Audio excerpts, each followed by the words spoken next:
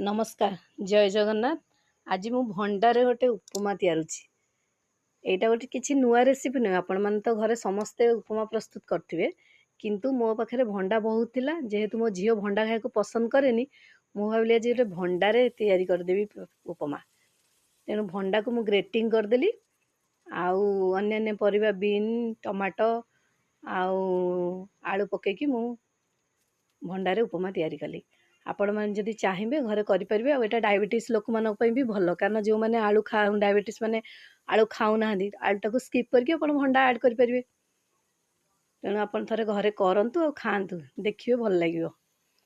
आदि आपण मोर ये चैनल नुआ थे ताहले मो चैनल को सब्सक्राइब करदे, लाइक करेंगे, शेयर करेंगे। रही जय जगन्नाथ।